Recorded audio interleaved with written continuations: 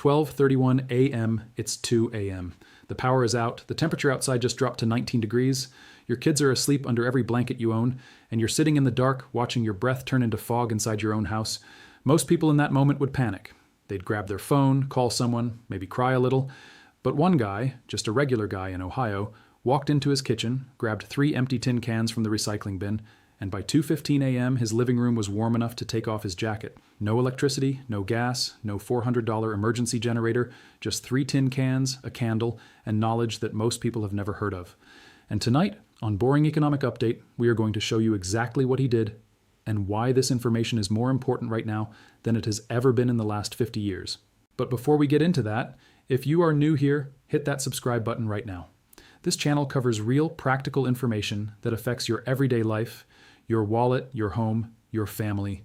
No fluff, no fake numbers, just real stuff that actually matters. Subscribe now, because what we are about to share is exactly the kind of thing this channel was built for. Now let's get into it. First, you need to understand something about heat and money in America right now. Energy bills across the country have been climbing steadily for years. Natural gas prices, electricity costs, heating oil, all of it has gone up. According to the U.S. Energy Information Administration, the average American household spends somewhere between $800 and $2,000 every single year just on heating their home. That number changes depending on where you live, how big your house is, and what kind of heating system you use. But no matter how you slice it, that is a significant chunk of money leaving your pocket every year just to stay warm. And here's what makes it worse. Most of that heat is wasted. Older homes leak heat through windows, doors, walls, and roofs like a bucket with holes in it. You are essentially paying full price to heat the outdoors. Your furnace is running, your thermostat is set, and a huge portion of that expensive warm air is quietly escaping into the cold night sky. So when people discover that there is a method, a completely free, completely simple method that can heat a small room for hours using nothing more than items already sitting in their recycling bin, it gets people's attention. And it should. Now let's talk about how this actually works, because there is real science behind it. And once you understand the science, you will never look at a tin can the same way again. Heat moves in 3 ways: conduction, convection, and radiation. Conduction is heat moving through direct contact, like touching a hot pan. Radiation is heat moving through the air in waves, like feeling the warmth of the sun on your face even on a cold day. And convection is heat moving through the circulation of air. Warm air rises, cool air sinks, and that cycle keeps moving heat around a room. A standard candle, when it burns, produces a small but real amount of heat. The problem is that most of that heat goes straight up into the air and disappears. It rises fast, spreads out, and by the time it reaches you sitting on your couch 3 feet away, it is basically gone. A single candle in a room feels almost pointless when it comes to warmth. But here is what changes everything. When you place a metal object, specifically a tin can, over that candle flame, something completely different starts to happen. The metal absorbs the heat, it stores it, and then, instead of that heat shooting straight up and vanishing, the can begins to radiate that heat outward in all directions, slowly and steadily, like a small iron furnace. And if you stack 2 or 3 tin cans together, one inside the other, with small gaps between them, you create something called a heat sink. The heat builds up inside the layers of metal, gets trapped between the cans, and then releases gradually into the surrounding air. The temperature around that little device can get warm enough to noticeably raise the temperature in a small enclosed space. Not enough to heat a large house, but absolutely enough to take the bitter edge off a cold room, keep a small space above freezing, or provide meaningful warmth in an emergency situation. This is not magic. This is basic thermodynamics, and people have been using versions of this principle for centuries. Before central heating existed, before electric radiators, before gas furnaces, people heated their homes with fire and metal. They used cast iron stoves, clay pots over embers, heated rocks wrapped in cloth. The specific materials have changed. The principle has not. The modern tin can heater is simply a cleaned up, accessible, apartment-friendly version of something human beings figured out a very long time ago. And the fact that most people today have never heard of it says more about how comfortable and dependent we have become on modern infrastructure than it does about the idea itself. Now here is why this matters beyond just a cool trick to know. Power outages in the United States are becoming more frequent, not less. Severe weather events, ice storms, hurricanes, winter blizzards have knocked out power for millions of households in recent years. In Texas, in February 2021, a massive winter storm left over 4 million homes without power and freezing temperatures. People died, not because they didn't have access to high-tech survival gear, but because they had no simple, low-tech backup plan for staying warm when the grid went down. The tin can heater is exactly that kind of backup plan. It costs nothing. It requires no special skills. It uses materials that almost every household already has. And it works. But there is more to this story than just an emergency tool. Because when you actually sit down and think about the economics of home heating, really think about it, you start to realize that the way most Americans heat their homes is one of the most expensive and inefficient arrangements imaginable. And the tin can heater, as simple as it is, points to a much bigger conversation about energy independence, household economics, and the kind of practical knowledge that used to be common and has slowly been forgotten. So let's zoom out for a second, because to really appreciate why something as simple as a tin can heater matters in today's world, you need to understand what has happened to household energy costs over the last few decades and where things are heading. In the 1970s, the average American family spent about 8% of their household income on energy: heating, cooling, electricity, fuel for the car, all of it combined. Today, that number looks very different depending on your income level. For middle-income families, energy costs have remained a significant burden. But for lower-income households, energy can eat up anywhere from 8 to 10% or more of their total income. That is not a small number. That is a real and serious financial pressure that millions of families deal with every single month, especially during winter. And here is the part that most people do not think about. When energy prices go up, everything else goes up with them. The food you buy at the grocery store had to be transported in trucks that run on fuel. The products you order online travel through warehouses and delivery systems that consume enormous amounts of electricity.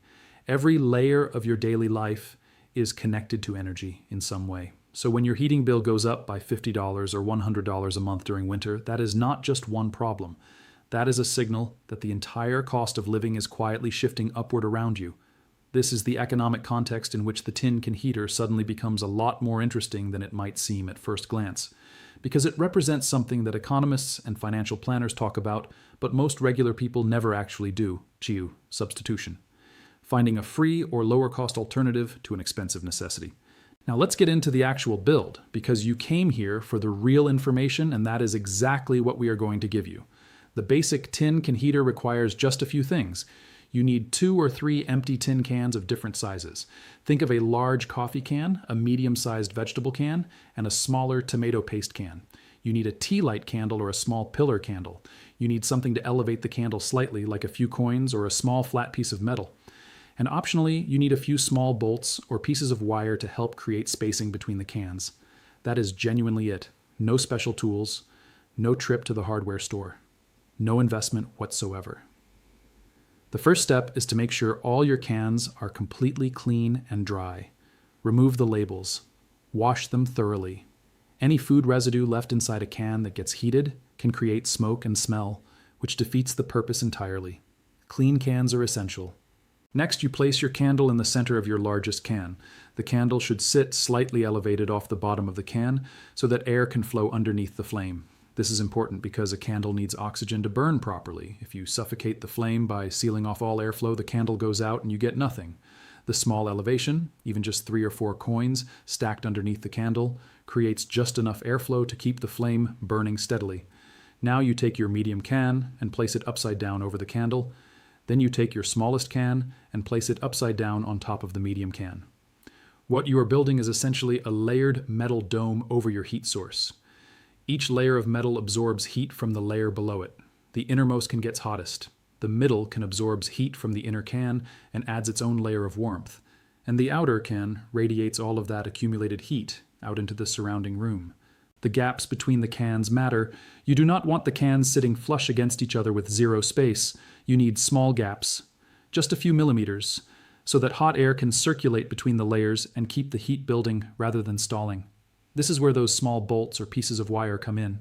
You can use them to prop the cans apart slightly and maintain those gaps consistently. Once your setup is in place, you light the candle, put the can structure over it, and then you wait. And this is the part where most people make their first mistake. They expect instant heat. They check it after 2 minutes, feel the outside of the can, notice it is not scorching hot yet, and assume the whole thing is not working. But that is not how a heat sink operates. A heat sink takes time to charge. Think of it like a battery. In the first 5 to 10 minutes, the metal is absorbing heat and storing it. By the 15 to 20 minute mark, the outer can will be noticeably warm to the touch. By 30 minutes, it will be genuinely hot. Hot enough that you would not want to hold your hand on it for more than a second or two. And at that point, It is radiating heat steadily into the air around it. Not dramatically, not like a furnace blasting at full power, but steadily, quietly, and continuously for as long as that candle keeps burning. A standard tea light candle burns for roughly 4 to 6 hours. A slightly larger pillar candle can burn for 8 hours or more. That means one candle, inside a simple tin can setup, can provide a low but consistent level of heat for an entire night.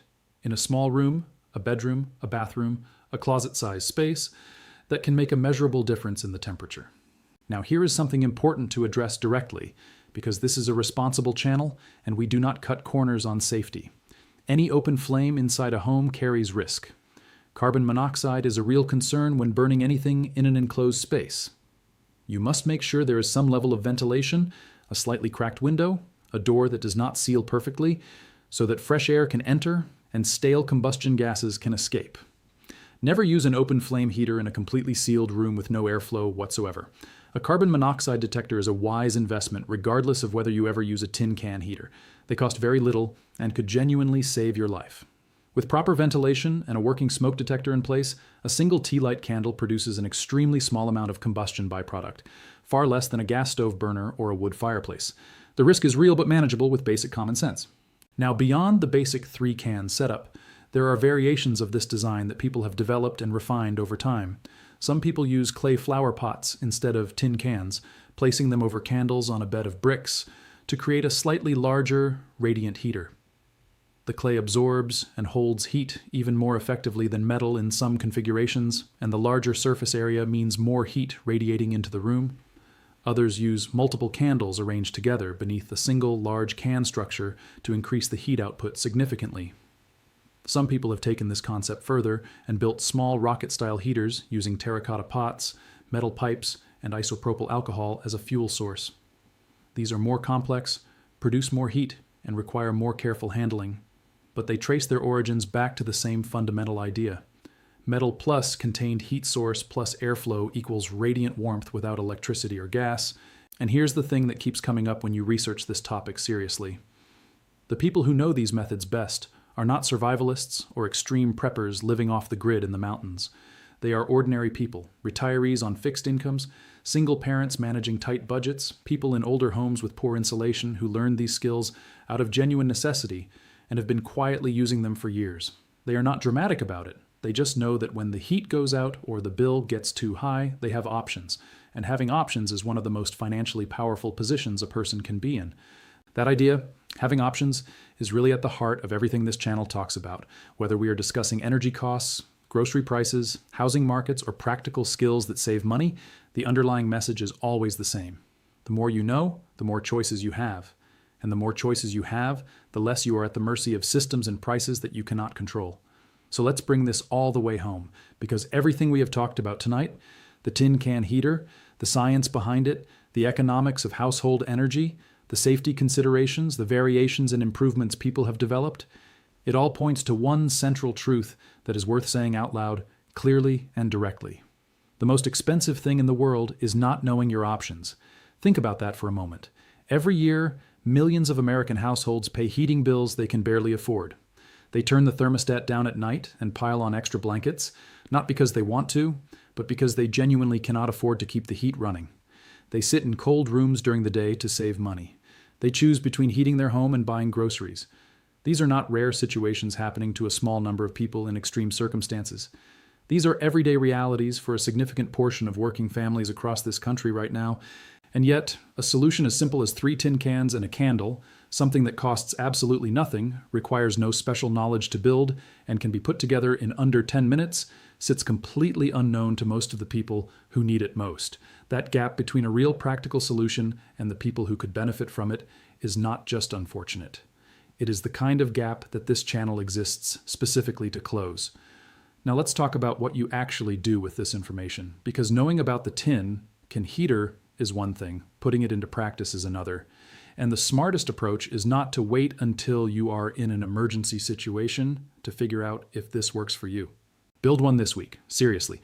Go to your recycling bin right now after this video ends and pull out 2 or 3 tin cans of different sizes. Clean them up. Find a tea light candle. Most people have at least a few sitting in a drawer somewhere. Set the whole thing up on a safe, non-flammable surface like a ceramic tile or a metal tray. Light the candle. put the cans over it, and then sit in that room for 30 minutes and pay attention. You will feel the difference. It will not feel like a central heating system kicking on. It will feel subtle at first, but by the time that half hour is up, you will notice that the air around that little device is genuinely warmer than the air on the other side of the room. And that experience, that first-hand physical understanding that this actually works, is worth more than any amount of watching videos or reading articles about it. Because here's the thing about practical knowledge. It only becomes real when you have used it with your own hands. Until then, it is just an idea floating in your head. The moment you build it, test it, and feel it working, it becomes a skill. And skills stay with you. Skills do not expire, do not cost subscription fees, and do not depend on whether the power grid is functioning or whether your gas company decides to raise its rates again next winter. Now let's also think about who else in your life needs to know this. Think about the older family members in your circle, grandparents, aunts and uncles, parents living alone on a fixed income, retirement checks that barely stretch from one month to the next. These are often the people hit hardest by rising energy costs, and they are often the least likely to come across practical information like this on their own. Sharing what you learned tonight with one person in that situation is genuinely meaningful. It is not a small thing. It could be the difference between someone making it through a cold night safely and someone not making it at all. And think about families with young children, parents already stretched thin by the cost of raising kids in today's economy. A heating bill that jumps by $200 in January is not an abstraction for those families. It is a real crisis that forces real, painful choices. Knowing there is a free, safe, practical option available, even as a partial supplement to regular heating, gives those families a tool they would not otherwise have. This is exactly why practical economic information matters, not just in a theoretical sense, not just as something interesting to think about, but in the real, daily, lived experience of people trying to manage their money and take care of the people they love. In a world where costs keep rising and wages often do not keep up, the tin can heater is not going to solve the energy crisis. It is not going to replace your furnace or eliminate your heating bill. Nobody is claiming that.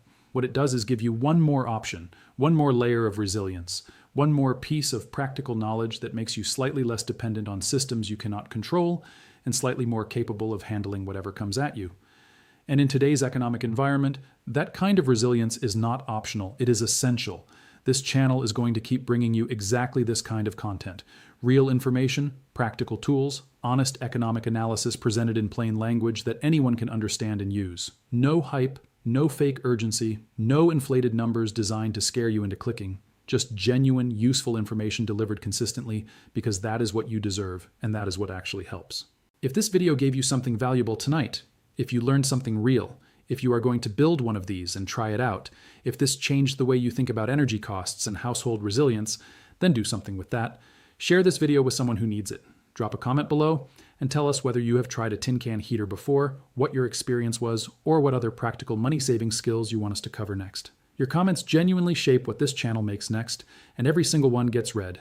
This has been Boring Economic Update. Stay warm, stay informed, and we will see you in the next one.